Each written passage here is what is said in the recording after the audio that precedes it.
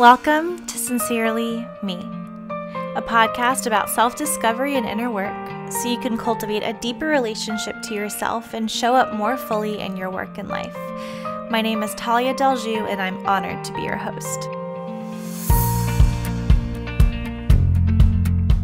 Hi, everyone. Welcome back to the podcast and Happy New Year. This is our first episode of the new year, and there is so much in store for this podcast, you guys. I'm not yet ready to share what the future of this podcast has in store, but changes are coming, so get excited.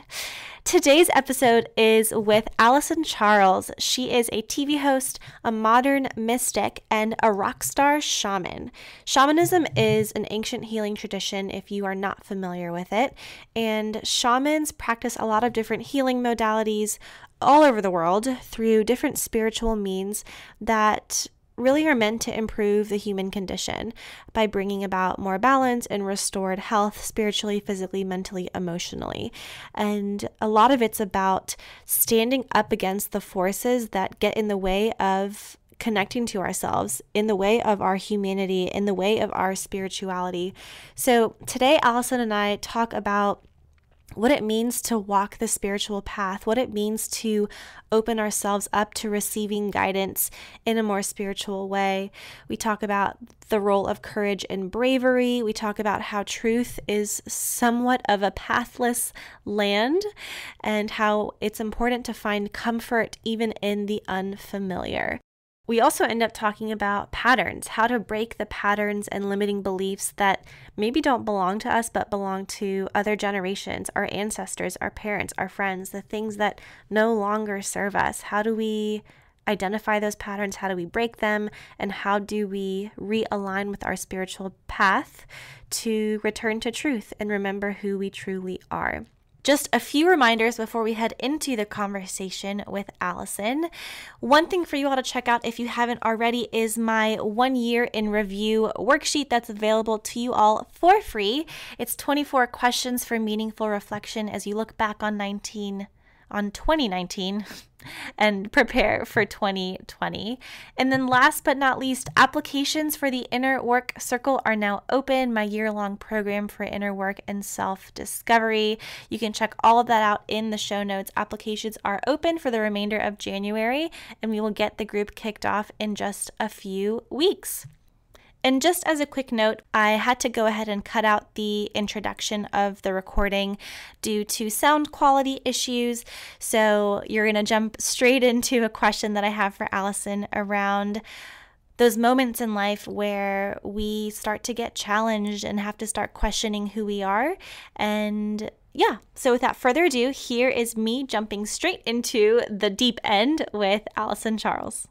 Something else that you mentioned was the remembrance, right? Returning when something happens in life that kind of pushes you or forces you in some ways to remember who you truly are. And I know it doesn't have to happen in these kind of big life-altering ways, but for many of us, that ends up being what it takes to kind of wake up. So can you talk a little bit about the return, the remembrance, and what it takes sometimes for us to really kind of snap out of the unconscious, habitual, programmatic ways that we move through the world to remember that there's another way to do it all? Well, the thing that is just coming in over and over and over as you're talking is just all I could hear was ego, ego, ego, ego, ego. And really, that's the big space and place that we hit up against. Like, that's going to be the spot because, as our body intelligence or as our higher self, our intuitive gifts, as our different ways within us may have been trying to get our attention to say like alert, or you're off track, or you're off course, or this is not the path meant for you, or, it will try to talk to us in so many different ways. Yet the ego shell can be so tightly encased around us that we can be so constricted by ego that, and even if it's tight and constricted, because we're just so used to it being there, we don't even have awareness that is at play. And anytime the ego is beginning to be quote unquote threatened, right? And the ego can sense that there may soon be coming a deconstruction or cracking of or obliteration of, that's when it freaking, almost like gets thicker and like stronger and like wants to hold itself in place even more. And so it begins this dance of sorts, and sometimes an eruption or battle, whatever these words that end up being the case, because it's and that's why when you said a lot of us hit up against these divine interventions or traumatizing moments to pivot us, because we've been glitching and holding on to that egoic shell and that quote unquote safe, known, quote unquote comfortable zone, even though it's not really comfortable, it's not our truth, but we hold on to that so much. And so then it becomes, I don't want to label it as like spiritual warfare, but it becomes like,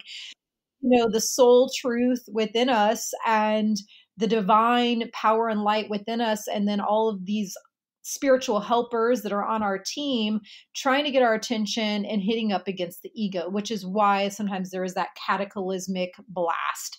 So, and I'll just say too that that kind of dance sometimes is at play in varying levels, layers, and degrees for a very long time after you've had an awakening. Like, you can still be aware of just like, oh, wow, okay, so with this teaching or with this interaction with this person, what's coming up for me right now is this feeling, this thing, and I can tell that that is of ego. So I'm wanting to respond from a place of unconditional love and from divine truth.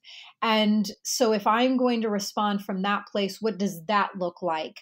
Versus if I'm going to respond from this ego place of like, oh my God, like if they only knew, then I would say this. Do you see what I'm trying to say? So it's like, it's just to answer your question, it's just kind of this dance of the ego and the spiritual truths and in all sorts of ways for a long time. Yeah, absolutely. And so what this brings to mind for me is patterning, and how, when we are either forced to or choose to finally break free of a pattern, of a way of being in the world, of working, of relating to people, of communicating, whatever the pattern might be around. But this is kind of taking a bit of a turn, but can we talk a tad bit about patterns from an ancestral point of view, and how, for me at least, I feel like I've been so aware of a lot of patterns that I feel like are like, I almost feel responsible to be the one to finally break the pattern for generations of people in my life and in my family. But I don't really know much about what that means, about how to take that responsibility on. I don't even really know what language to use around it, but can we chat a little bit about like the ancestral patterns and what part that plays in our lives? Sure. Well, yeah, you hit on another huge one. And even though I've taken this little hiatus on social media, I think my last post might have been pertaining to this. It was, it's a quote card I made, and I talked about many of us are the shifters in the family line, and it pertains to this birthing of the new consciousness and the new paradigm. So a lot of us that incarnated this lifetime, we took on massive freaking roles, right? Like, a lot of us have been sages, mystics, shamans, healers for many lifetimes, come down as ascended masters, whatever these human words we want to assign to it. But we got gridded and encoded and chosen our soul contracts to be the ones to come down and just freaking blast away these barriers or these addiction lines or like limiting beliefs that have just like looped and looped and looped for hundreds or perhaps even thousands of years in the lineage. And so, yeah, it's big work, but we are gridded with the ability and capacity to be the shifter and to transcend the entire family line. So it truly like stops and begins again in a new way with us. Like we are the pivoters, we are the shifters, and then we create a new set point, a new higher vibrational set point for our family's line from this moment moving forward, so that, you know, if we have children, the entire system that is moving forward is from just a totally different place. So yeah, you have to just try to look at, I mean, I've been doing this work in various capacities for so many years with my family's line, like whether it pertains to low self-worth or limiting beliefs or lack, systems of lack, fear-based systems, denials, abandonment.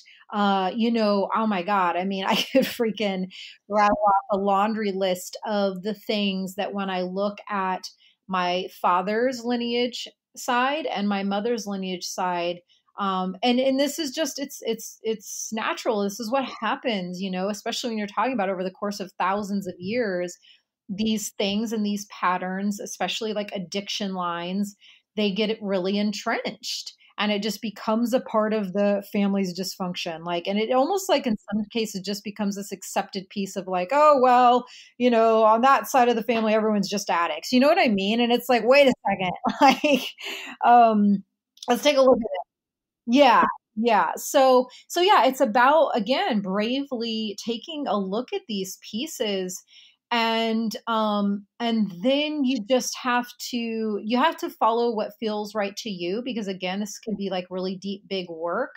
But once you see like an aspect or two in the line that you are like, okay, I'm supposed to be the one to really dig deep within myself to transcend these pieces, you know, communicate that readiness to whoever you talk to, whether it's universe, God, source. For me, I'm always working from these three places. I surrender down into Great Mother Earth, connect into her. I go into the divine truth, divine light, divine wisdom, and divine power that is me. And then I connect up into source consciousness, God field, and I am moving, operating, and being from those places. So I would communicate to those three places and say, like, okay, I'm seeing this piece. I can also sense that it's my work to transcend. So please show me what I need to see around this, whatever messages, medicine, and guidance that need to come in to serve the highest, greatest good of transcending this piece. Then you will be shown, but thus begins the never ending voyage of truly walking the spiritual path. Like, I'm talking truly. And it takes integrity, it takes being grounded, it takes embodiment, it takes sacredness and honor. Like, it's no joke. Yeah, that was exactly what I had to hear today. I think for me, where I'm struggling most right now is being like, I feel like I'm deep in the work, but that it's only going to get deeper and harder. And it can feel very isolating, I think, to be on this path and to feel like, especially when you're facing those shadows and understanding these patterns, whether your own or, you know, ancestrally, it can feel like it's only you and that you're on your own, that you're alone in it. And the isolation gets very paralyzing for me. But that reminder of like, it's not, first off, it's not just you, and that there are other beings, other people, other forces, other,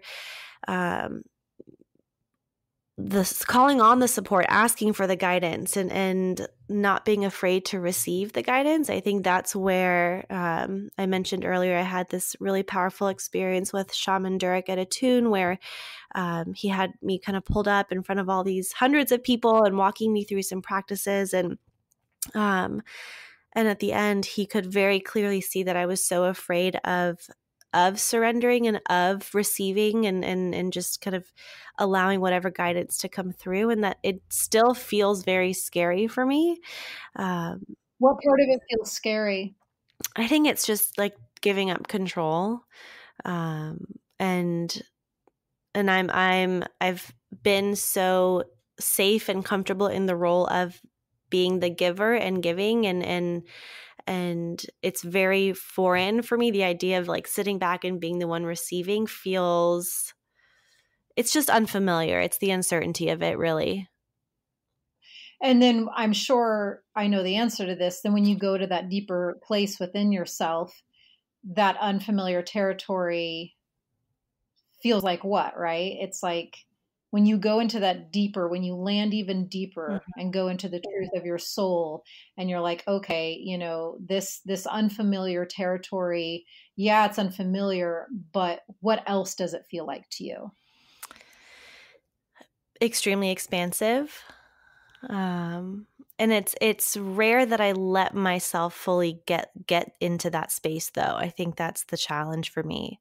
There's so many, and it absolutely, it's like when you said ego, ego, ego, like it's this, like I've defined myself for so many years as a certain kind of person, and to detach from all of that is it's like the visual I get is like the earth beneath you, it starts to shake, and it's like, oh boy, like who am I without all of these things? Who am I if not these patterns? Who am I if not this program? Who am I if not in this role for other people, as the servant, as the helper, as the fixer, as the healer?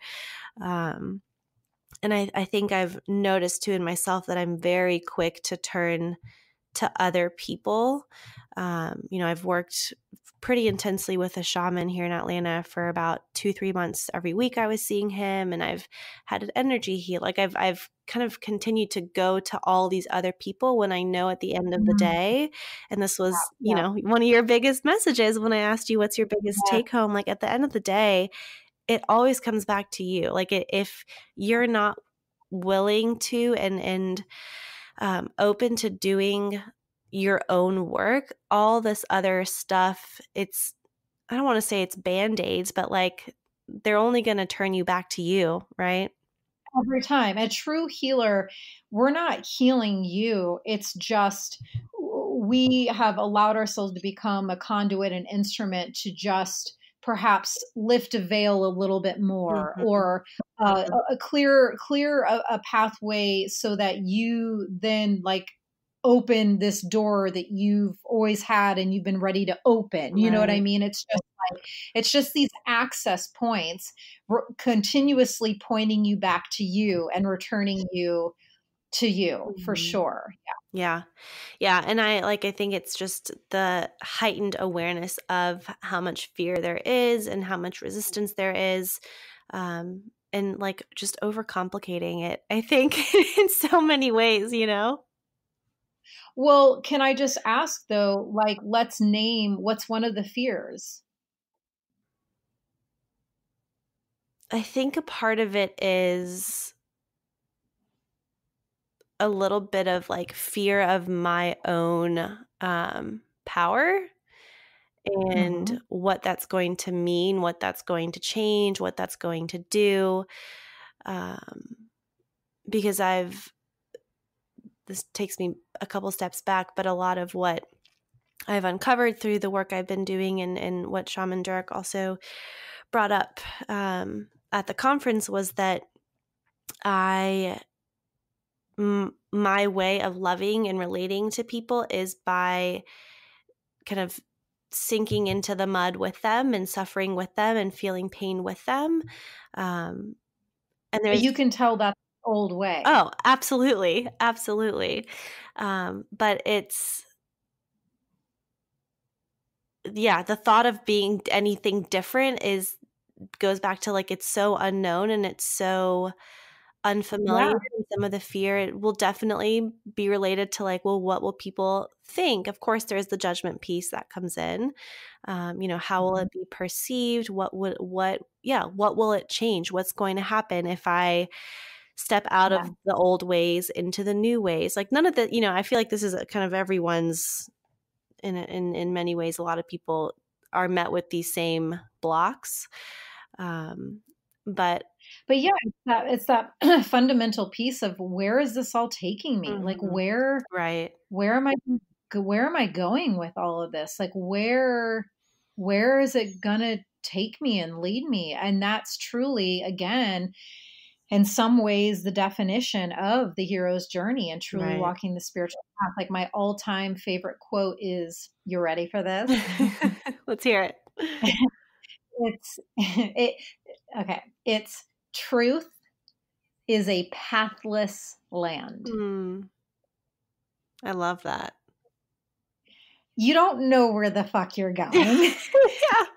You don't know where it's you're truly like I for the last many, many, many years have honestly lived my life from the callings and whispers of the void and of the unseen realms every day. Mm-hmm. Like and functioning your life from that place, from a feeling in a chakra, or from a whisper that you got clairaudiently, or from a flash clairvoyant vision, and truly navigating and functioning your entire life, your livelihood, your business and brand from these unseen realms and unseen aspects, Mm-hmm. it evokes, so trust me, like deeper courage than I ever knew was possible to access.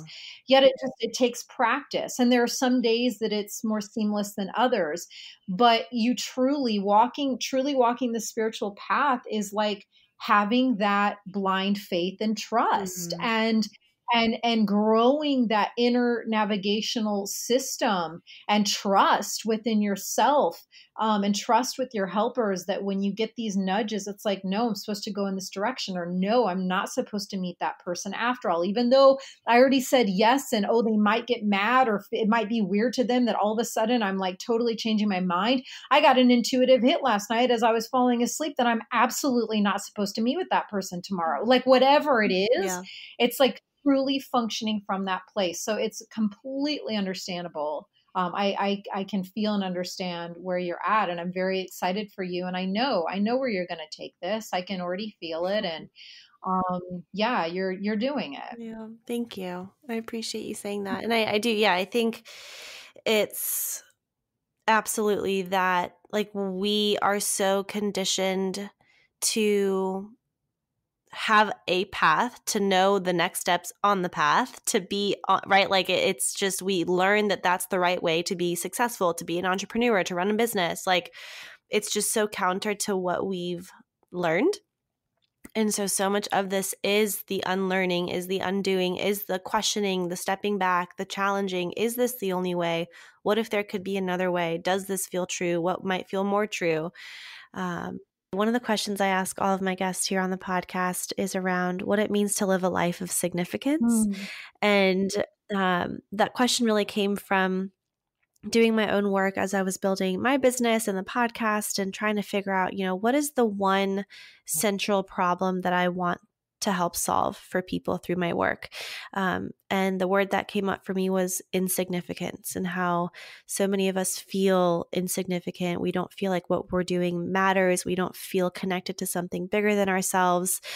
We don't give voice to ourselves. We don't feel worthy or deserving. And it all kind of comes back to, again, this idea of insignificance. So the question that I would love to ask you again is, what does it mean to you, given your life experiences and what you do in your work, to live a life of significance?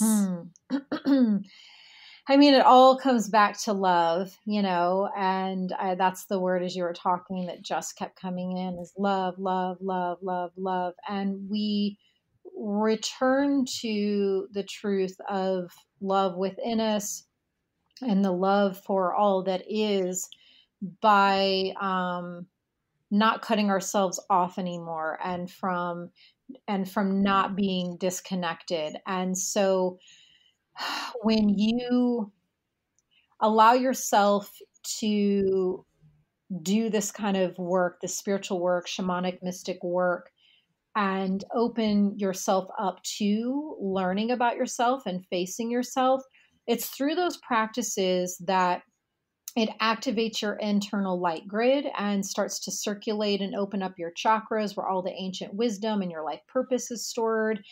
And it's in that opening up and those lights turning on that you begin to unite more and more with your soul. And to me, that's the ultimate objective, because where we feel insignificant and where we feel scared and where we feel lost and where we feel just suffrage, it's in that gap that exists. It's in that space that's separating you from your soul. So the more devotion and commitment and practices you can do to get yourself closer and closer and closer and closer to becoming one and uniting as one with your soul, then you truly become one with the universe, one with all that is, one with everyone else. There's another quote. I think it goes something like, once you know yourself, you know the world. And yeah, and that's coming in. And it's like, I say this over and over again, but it's like, if people, come to me and they're like, I want to change the world more. I want to make an impact, positive impact, or I really want to like help this cause or help this country or help whatever. And it's like, that's incredible. Thank you first and foremost for wanting to do that. But it's like, have you confronted yourself yet? Like, have you done any inward work? Like, are you really truly taking responsibility and accountability for yourself? It really does all begin within ourselves. So yeah, and it's through that practice that we remember that we are love, and that's why we're here, is to anchor in more love into the planet and to raise the frequency of love for the entire universe. And it's only done through uniting back with our soul. I love that. And that's, the name of this podcast, Sincerely Me, references relationship to self, right? If you were to sit down and talk to yourself and write a letter to yourself, that's how you would sign off on the letter. And so the closing question that brings me to is, if you were to sit down with yourself today and write a letter to yourself, to your heart, to your soul, to whoever, whatever part of you, what would you have to say to yourself today? It's already starting to come in, like right when I started talking. It's I would say, I love you, you magnificent, glorious, divine, powerful light being and queen and brave human. You astound me every single day. Your willingness, your abilities to grow, your connection point to integrity, your purity, your just light that you bring. And my prayer is that you land even more with the knowingness of all of your gifts and your powers, and truly be the complete emissary and power bringer to this planet that you are sent here to be. You're doing it. I love you. Keep going. You are supported in every way, every second of every day. Aho. All right, everyone. Well, that was my conversation with Alyson Charles. I know it took a bit of a different turn than many of the podcast episodes on Sincerely Me, but I, for one, thoroughly enjoyed a lot of Alyson's insights and perspectives given the work that she does out in the world. You can find more about Alyson on Instagram at I am Alyson Charles, and on her website, alysoncharles.com. All of that will be linked in the show notes. And two things to check out from Alyson. One is Spirit School, which is an online course she teaches, and the other is Third Eye Certified. Both incredible programs, both, again, linked in the show notes for you all to check out. And if you want to hear more from me, you can find me on Instagram at Tallia Deljoux and on my website at talliadeljoux.com. Not sure what day it is that you're listening to this, but on Monday, January 6th, there will be a very exciting announcement coming from my end, and I'm trying to think if I should give any hints.